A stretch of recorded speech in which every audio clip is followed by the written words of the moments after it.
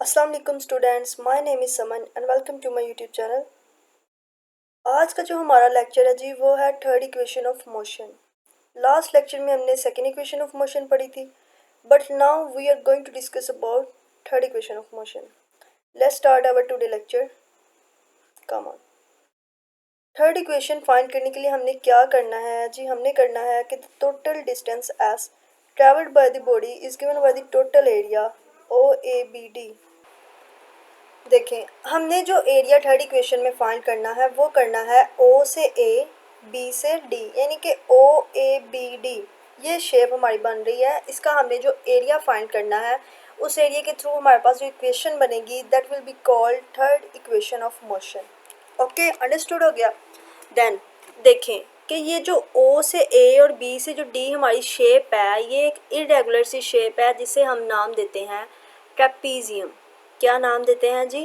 Trapezium. ये shape जो है ओ ए बी डी ये शेप हमारे पास ट्रेपीजियम कहलाती है। और ट्रेपीजियम को फाइंड करने के लिए हमारे पास एक फॉर्मूला होता है। हमने वो फॉर्मूला क्या है देखें जी, फॉर्मूला है एरिया ऑफ ट्रेपीजियम फाइंड करने का जो फॉर्मूला है that is sum of parallel sides, यानी कि हमने पैरेलल साइड्स को सम करना है, जमा करना है एंड देन डिवाइड करवा देना है 2 के ऊपर। ओके जी, sum of parallel sides divided by 2 and multiply into height. और जो सम करना है पैरेलल साइड्स का उसको 2 से डिवाइड करना है एंड देन उसको क्या करवा देना है, हाइट के साथ मल्टीप्लाई करवा देना है। तो ये हमारे पास एरिया ऑफ ट्रेपीजियम निकल आएगा। अब इसमें देखना है हमारे पास पैरेलल साइड्स कौन सी हैं इस ग्राफ में और हाइट कौन सी है। तो देखें इसमें जो हमारे पास पैरेलल साइड्स हैं वो है एक ओ ए, एक ये पैरेलल साइड है, ये पैरेलल है बी से डी के। O A is parallel to B D. और जो हाइट है हमारे पास वो है यहाँ पर जी ओ से लेके डी तक, यानी टाइम टी जो है दिस इज़ हाइट। अब देखें, अब हम इसको क्या करते हैं, एक फॉर्मूले में ड्राइव करते हैं, देखते हैं कि किस तरीके से होगी, थर्ड इक्वेशन कैसे बनेगी। देखें ज़रा, अब यहाँ से एस यानी कि total area O A B D, जो टोटल एरिया है हमारे पास that is equal to S. और इस एस की जो हमने ट्रापेजियम एक शेप बनाई थी उसका जो फॉर्मूला था वो था सम ऑफ पैरेलल साइड्स, यानी इस ग्राफ में जो हमारे पास पैरेलल साइड्स हैं वो है ओ ए एंड बी डी। इन दोनों को हमने क्या कर देना है, पैरेलल साइड्स को सम कर देना है एंड इसी को डिवाइड करवाना है सम ऑफ साइड्स को 2 के साथ। ओके, देन क्या करना है, इसको मल्टीप्लाई करवा देना है हाइट के साथ। और हाइट हमारे पास जो पैराग्राफ में है that is O to D, time T जो है हमारे पास ये हाइट है। अब देखें 2 इस तरफ डिवाइड हो रहा है तो ये एस की तरफ जब वहाँ पे इक्वल के दूसरी साइड पे जाएगा तो ये जाकर वहाँ पर मल्टीप्लाई हो जाएगा। That's mean 2s is equal to O A plus B D into O D. अब ये तो हमारे पास इक्वेशन बन गई है। अब हमने इसको क्या करना है, हमने करवा देना है B C divided by O D को मल्टीप्लाई करवाना है on both sides. So next step में हम करेंगे जी कि multiply both sides by B C divided by O D, क्योंकि B C divided by O D हमारे पास है that is equal to A. How, graph देखें कि ये बी है हमारे पास यहाँ पर बी, अब ये है बी टू सी, ये हमारे पास बराबर है ए टी के, यानी B C over O D है ना हमारे पास, हमने B C over O D से मल्टीप्लाई करवाना है। तो ये बी सी हमारे पास ए टी था एंड ओ टू डी हमारे पास है, ये टाइम टी के इक्वल है। ऐसे ही है, इसको अगर हम डिवाइड करवाएं टाइम टी के साथ तो देखें ऊपर भी टाइम टी है नीचे भी टाइम टी है, तो ये टाइम टी से क्या हो जाएंगे, कैंसल आउट हो जाएंगे, कट जाएंगे।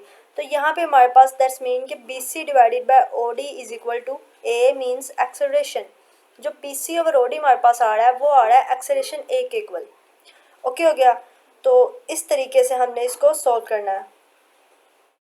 इसको मल्टीप्लाई यानी कि B C over O D हमारे पास ए के इक्वल आ गया। अब इसको हम क्या करेंगे, दोनों तरफ हमने इसको बी सी ओ डी को मल्टीप्लाई करवाया तो देखिए 2s के साथ मल्टीप्लाई करवाया तो 2s into B C divided by O D is equal to O A plus B D into O D. ये हमारे पास पहले से ही इक्वेशन है, इसको हमने मल्टीप्लाई करवा देना है B C over O D के साथ। अब ये वाला ओ डी इस वाले ओ डी से क्या हो जाएगा, कैंसिल हो जाएगा, बिकॉज ऊपर वो ओ डी मल्टीप्लाई हो रहा है नीचे डिवाइड हो रहा है। और अगर कोई चीज़ मल्टीप्लाई डिवाइड हो रही हो तो हम उसको क्या कर देते हैं, कैंसिल कर देते हैं। ओ डी से कैंसिल हो गया। ना हमारे पास जो इक्वेशन आई है वो आई है जी 2s into B C by O D. Left hand side हमारे पास एज इट इज़ रहेगी, राइट हैंड साइड पे जो चेंजेस आई हैं वो देखें O A plus B D into B C, ये हमारे पास इक्वेशन बन गई। अब हम क्या करेंगे, इनकी वैल्यूज़ को पुट करवा देंगे। ये वैल्यूज़ हमने ग्राफ में से लेनी है। तो देखें 2s as it is, B C over O D अभी हमने ऊपर देखा था कि B C over O D हमारे पास इक्वल है ए के, because B C is equal to A T and O D is equal to time T. T T से कैंसिल हो जाएगा तो हमारे पास जो बचेगा वैल्यू वो होगी जी एक्सेलरेशन। ओके हो गया। हमने यहाँ पे B C by O D की जगह एक्सेलरेशन ए पुट करवा दिया। अब ओ से ए, जो ओ से ए का एरिया है हमारे पास वो है हमारे पास जी वी आई, मीन्स के इनिशियल स्पीड, और बी से जो डी है वो है वी एफ। ओके हो गया। तो O A plus B D की जगह हमने पुट करवा दिया V I plus V F, initial plus final, multiply by B C है। तो बी सी की जो वैल्यू है वो हमारे पास है वी एफ माइनस वी आई। ये आपने ग्राफ को अच्छे से देख लेना है, वहाँ से समझ आ जाएगी कि जो बी सी है हमारे पास वो है V F minus V I के। देखें हम देख लेते हैं, देखें जी B C over O D था, बी सी, बी सी किसके इक्वल आ रहा है, ये बी से सी है। अब हमारे पास देखें कि यहाँ पर ऐसे होगा कि B D is equal to B C minus C D, ऐसे ही है। B D is equal to B C, ये बी से डी तक जो बी से डी का जो एरिया है हमारे पास वो बराबर है B C plus C D के, बिकॉज हाफ लेंथ ये है और हाफ ये है, इन दोनों का सम जो होगा वो बी डी के इक्वल होगा, ऐसे ही है ना। तो देखें अब क्या करना है, B D is equal to B C plus C D के। तो अब देखें जी हमारे पास जो बी से सी है ये अभी हमें नहीं पता, बी से डी हमारे पास क्या है, बी से डी ये देखें ये वी एफ है, यानी कि ये फाइनल वेलोसिटी है हमारे पास। बी से डी यहाँ से ओ से ये ए बी तक का जो पॉइंट है ये वी एफ है, तो बी से डी भी जो होगा वो वी एफ होगा।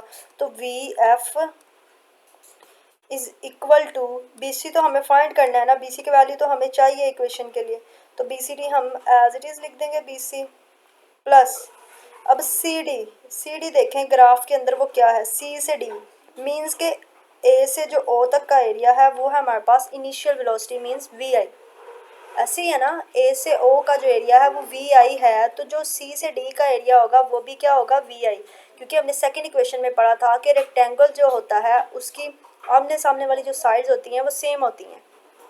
तो अगर ए से सी सेम है तो सी से डी भी तो सेम ही होगा, अगर ये इनिशियल है तो ये भी इनिशियल होगी, तो सी से जो डी है हमारे पास that is V I. Okay हो गया। अब देखें अब हमने यहाँ से क्या करना है, बी सी की हमें वैल्यू चाहिए, हम बी सी को इसी तरफ रखेंगे। ये इनिशियल वेलोसिटी जो है इधर प्लस हो रही है तो दूसरी तरफ जाके हो जाएगी जी माइनस, तो V F minus V I is equal to B C. इस तरीके से वो इक्वेशन जो हमने वहाँ पर लिखी है वो इस तरीके से आई है, ठीक है जी। तो इसको हमने क्या कर दवा देना है, उसमें पुट करवाएंगे, बी सी की जगह पे हमारे पास आ गया है, बी सी की जगह पर क्या आया है V F minus V I. अब इसको पुट करवाते हैं, देखें जी बी सी की जगह पुट करवाया V F minus V I, तो A two S into A is equal to V I plus V F into V F minus V I. अब मैथ में हम जो एक फॉर्मूला पढ़ते हैं वो होता है A square minus B square is equal to A plus B into A minus B. तो अब देखें इसको हम ए लेट कर लेते हैं, ए प्लस बी है, ये दूसरे क्रम को बी लेट कर लेते हैं, multiply by A minus B. अब ये A plus B into A minus B that is equal to A square minus B square, यानी कि V F square minus V I square. Okay हो गया। तो ये हमारे पास जो आ गई है this is third equation of motion. तो ये हमने जो एरिया फाइंड किया है वो किया है जी area of O A B D का। तो इस तरीके से हमने थर्ड इक्वेशन फाइंड कर लिया। ये बहुत ही ज़्यादा अहम है पेपर के पॉइंट ऑफ व्यू से, लॉन्ग क्वेश्चन के पॉइंट ऑफ व्यू से, इसको आपने बहुत अच्छे से करना है और काफ़ी अच्छे से इसको देख लेना है कि इसका क्या कॉन्सेप्ट है। अब हमारा इस सेकंड चैप्टर का जो लास्ट टॉपिक है वो रह गया है, वो भी हम इसी लेक्चर में कवर कर लेते हैं और देन हम क्या करेंगे, हम इस चैप्टर के न्यूमेरिकल स्टार्ट करेंगे। ओके हो गया। देखें जी, लास्ट टॉपिक हमारा आर्टिकल है 2.7 motion of freely falling bodies के। ये motion of freely falling bodies हैं क्या। देखें, एक साइंटिस्ट था जिसका नाम था गलीलियो। क्या नाम था जी? गलीलियो। ये एमसीक्यूज़ के तौर पर आपने याद करना है। गलीलियो ने क्या किया था कि गलीलियो ने ऑब्जर्व किया था, फर्स्टली डिस्कवर किया। Galileo was first scientist to notice that all the freely falling objects have the same acceleration independent of their masses। इसका क्या मतलब है कि गलीलियो ने क्या किया था कि एक फ्रीली फॉलिंग बॉडीज ली थी उसने, सेम उनका एक्सेलरेशन था independent of their masses. Means के उसने डिफरेंट मासेस की कुछ ऑब्जेक्ट्स लिए थे, कुछ चीज़ें ली थी, उसने उन्हें एक सर्टेन हाइट से फेंका, दोनों ऑब्जेक्ट्स को सेम टाइम पे फेंका था। तो वो जो है, जो जब वो ज़मीन पे उन्होंने स्ट्राइक की ना, जब उन्होंने ज़मीन पे हिट किया तो वो सेम टाइम पे सेम एक्सेलरेशन के साथ उन्होंने हिट किया था वहाँ पे। ठीक है। जब उसने ऊपर से वो चीज़ें फेंकी तो वो सेम टाइम से आके नीचे गिरी थी, चाहे उनके ऑब्जेक्ट्स के जो मैसेज थे वो डिफरेंट ही थे, एक का मीन्स के ज़्यादा था, एक का कम था, लेकिन जब वो स्ट्राइक की तो वो सेम टाइम पे की थी और सेम एक्सेलरेशन के साथ थी वो। और वो जो एक्सेलरेशन वहाँ पे प्रोड्यूस हुआ था वो किसी बॉडी, यहाँ पे कोई एक्सेलरेशन नहीं था उस बॉडी का, लेकिन जब हमने उसे एक हाइट से फेंका तो जो एक्सेलरेशन उसमें प्रोड्यूस हुआ था वो था ग्रेविटेशनल एक्सेलरेशन। ओके। और ग्रेविटेशनल एक्सेलरेशन, यहाँ पे ये चीज़ ही अहम है, ये शॉर्ट क्वेश्चन के लिए बहुत ज़्यादा अहम है कि ग्रेविटेशनल एक्सेलरेशन क्या होता है। तो वो है जी, the acceleration of freely falling bodies is called gravitational acceleration. यानी कि वो फ्रीली फॉलिंग जो बॉडीज़ का एक्सेलरेशन होगा, जो एक सर्टेन हाइट के ऊपर से फेंकी गई थी, और वो प्रोड्यूस जो एक्सेलरेशन होगा that will be called gravitational acceleration. और इसको डिनोट करवाते हैं जी स्मॉल जी के साथ। किससे करवाते हैं? स्मॉल जी के साथ। इस वैल्यू, इसकी जो ज़मीन के ऊपर वैल्यू होती है वो होती है approximately 10 meter per second square. इसकी वैसे तो जो वैल्यू होती है वो होती है 9.8 metre per second square, but यहाँ पे आपकी 9th क्लास की फिज़िक्स में जो आपको दी गई है वो है 10 मीटर पर सेकेंड स्क्वायर।